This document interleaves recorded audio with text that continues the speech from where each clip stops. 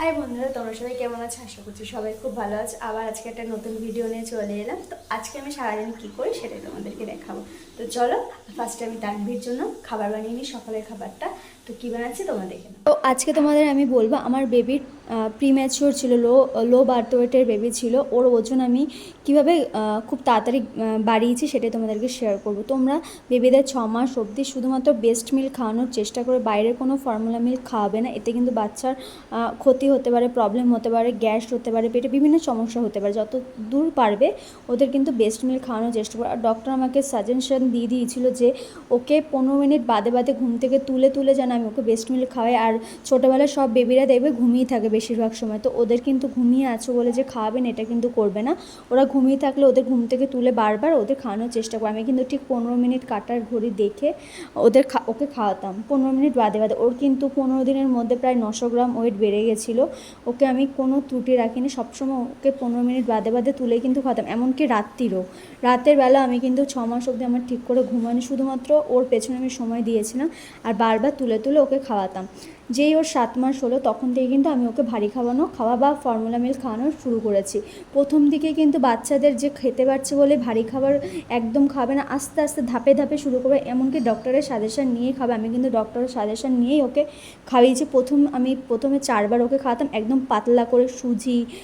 আমি হোমমেড সেরেলাক্স বানিয়ে রেখেছিলাম 4 রকম। আমি কিন্তু বাইরের সেরেলাক এখনও পর্যন্ত ওকে খাওয়াইনি আর খাওয়াবো না। তোমরা চাইলে আমার ভিডিওতে দেখে আসতে পারো আমি কীভাবে সেরেলাকগুলো বানিয়েছি, বা আমাকে আবার কমেন্ট করতে পারো, আমি আবার নতুন করে ভিডিও তোমাদেরকে দেবো। তো সেটা আমি পাতলা করে খাওয়াতাম। আস্তে আস্তে ওকে আমি ভারী খাওয়ানো শুরু করেছে। ওগুলো কিন্তু তখন প্রথম ও কিন্তু গিলতে পারবে না বা পেটে হজম হবে না। যে বাচ্চার ওয়েট বাড়ছে না বলে আমরা প্রথমেই ভারী খাবার খাওয়াচ্ছি বলে বেশি বেশি করে খাবো, তা কিন্তু একদম করবে না।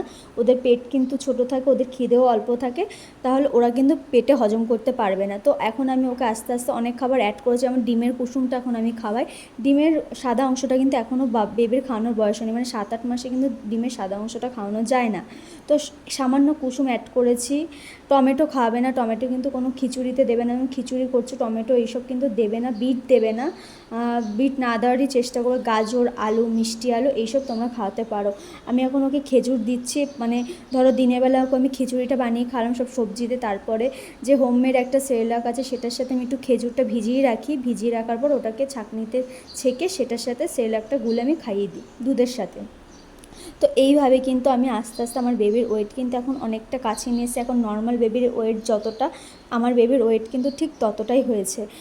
তো তোমরা কিন্তু এইভাবে চেষ্টা করতে পারো, তোমাদের বেবির ওয়েট কিন্তু বেড়ে যাবে। অবশ্যই ডক্টরের সাজেশন অনুযায়ী করবে। আমার ভিডিও দেখে বা অন্য কারো ভিডিও দেখে বেবিদের খাওয়াবে না, কারণ সব বেবির কিন্তু সব কিছু শ্যুট করে না। তোমরা ডক্টরের সাজেশন অনুযায়ী একটা খাবারের লিস্ট বানিয়ে নেবে, সেইভাবে কিন্তু তোমরা ধাপে ধাপে বেবিদের খাওয়াবে।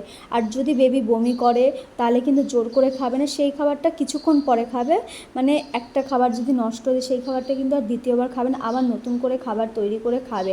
আর আমি কিন্তু বেবিকে আমার সুজি, সাবু সমস্ত কিছু গুঁড়ো করে রেখেছি, ধুয়ে রোদে শুকিয়ে তারপরে কিন্তু গুঁড়ো করে রেখেছি, সেটা আমি দুধের সাথে গুলিয়ে খাওয়াই। তোমরা চাইলে এইভাবে খাওয়াতে পারো। বিভিন্ন বাদামি গুঁড়ো, এটা কিন্তু বাচ্চাদের জন্য খুব উপকার। বাদামি গুঁড়োটা খাওয়াতে পারো। আজকে ভিডিওটা কেমন লাগলো অবশ্যই